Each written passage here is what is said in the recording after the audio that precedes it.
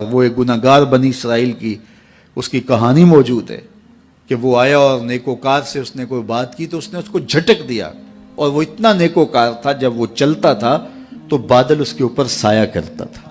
اللہ نے اس کو اتنا نوازا ہوا تھا، لیکن گناہگار کو دیکھ کر کے اس کے اندر نفرت کے جذبات پیدا ہوئے۔ اس نے کہا میرے سے بات نہ کر، پیچھے ہٹ جا۔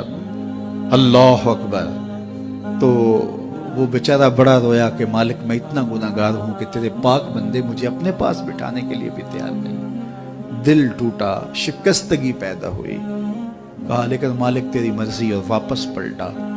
لیکن جب واپس پلٹا تو وہ بادل کا سایہ جو اس نیکوکار پہ تھا وہ سایہ اس گناہگار کے سر پہ آ گیا۔ تو وہ کرم نوازی جس پہ فرما دے اس کے سارے بندے ہیں۔ تو اللہ کو جو ہے وہ تکبر کی نیکی نہیں، وہ گناہ جس کے بعد عجز پیدا ہو اللہ کو وہ پسند ہے۔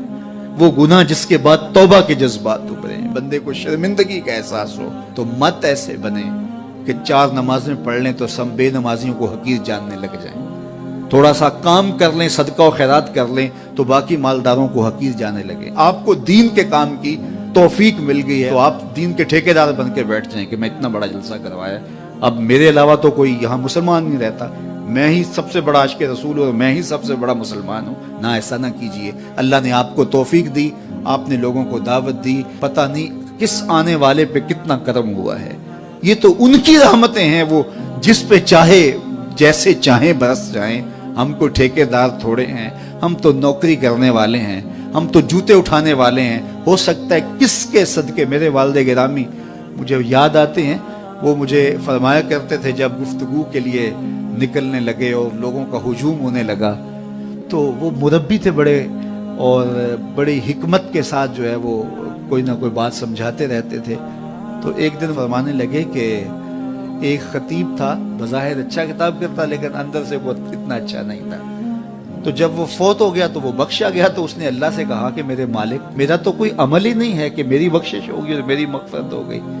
تو فرمایا کہ ہاں ہم تجھے جانتے ہیں، لیکن ایک دن تو کہیں واز کر رہا تھا، میرا ایک بندہ بیٹھا تھا، اس کو پسند آ گیا، میں نے اس کے صدقے تیری مغفرت فرمائی۔ اٹھ فریدا ستیا تے میلا ویکھن جا، اٹھ فریدا ستیا تے میلا ویکھن جا، وت کوئی بخشیا مل جاوے تے تو ہی بخشیا جا۔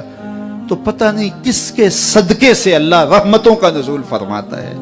بے عمل کو دیکھ کر کے اس سے نفرت نہیں ہے، نفرت تو گناہ سے ہے، گناہگار سے نہیں ہے، لیکن کوشش کی جائے کہ یہ عمل بد چھوڑ دے۔ اللہ اکبر۔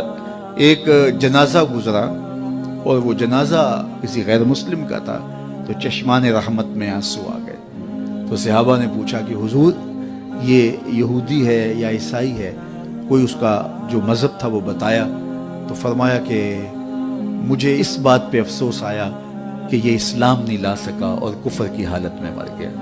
تو اگر یہ اسلام لاتا اور جو ہے وہ جنت کی راہوں کا مسافر ہوتا تو کتنا اچھا۔ یہ اس کے ساتھ بھی ہمدردی ہے۔ تو اللہ کی مخلوق، یہ جنت کے اکیلے ٹھیکیدار بننے کی کوشش نہ کریں کہ میرے علاوہ کوئی جائے نہ، جنت کے دروازے پہ میں بیٹھ جاؤں گا کسی کو، یہ زیادتی ہے۔ میرے تو اعلیٰ حضرت نے یہ کہا تھا، ایک میرا ہی رحمت پہ دعویٰ نہیں، شاہ کی ساری امت پہ لاکھوں سلام۔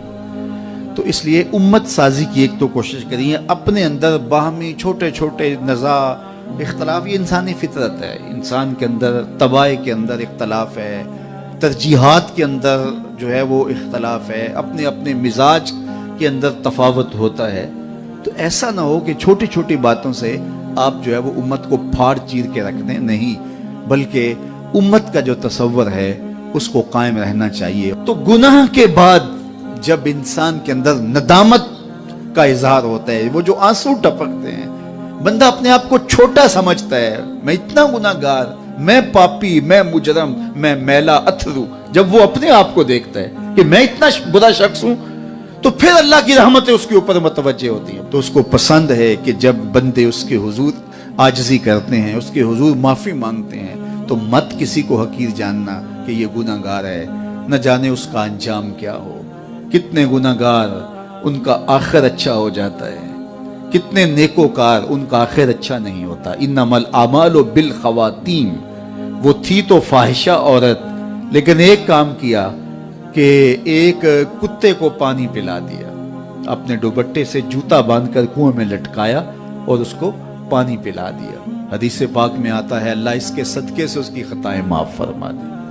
اور ایک نے بلی کو مار دیا خاتون کو، وہ جہنم کی آگ میں چلنے لگی۔ اس لیے کون کس کا انجام کیا ہوتا ہے؟ ہمارے بزرگ فرماتے ہیں کہ بچے سے پیار کرو کہ اس کے گناہ کم ہیں، اور بڑے سے پیار کرو اس کی نیکیاں زیادہ ہیں، اس کی نیکیاں زیادہ ہیں۔ چھوٹے سے اس لیے پیار کہ اس کے گناہ کم ہوں گے، اور بڑے سے اس لیے پیار کہ اس کی نیکیاں زیادہ ہوں گی۔ اور اسی طرح جو ہے وہ خیال کرو کہ ہو سکتا ہے اس کا انجام بخیر ہو جائے اور اس کا آخر کتنا خوبصورت ہو، تو مت کسی کو حقیر جانیے گا۔ ایک میرا ہی رحمت پہ دعویٰ نہیں، شاہ کی ساری امت پہ لاکھوں سلام۔ تو حضور کی امت سے پیار کرو، مخلوق خدا کو جوڑنے کی کوشش کرو، اور آقا کریم علیہ الصلوۃ والسلام نے یہ جو امت کا تصور دیا اور کہاں کہاں سے لا کے کہاں کہاں کے افراد کو ایک گروہ میں، ایک جماعت میں اور ایک امت کے اندر پرویا، ایک لڑی کے اندر پرویا، اس امت کو امت ہی رہنے دیا جائے۔ اللہ مجھے آپ کو اپنی پناہوں کا حصار عطا کرے۔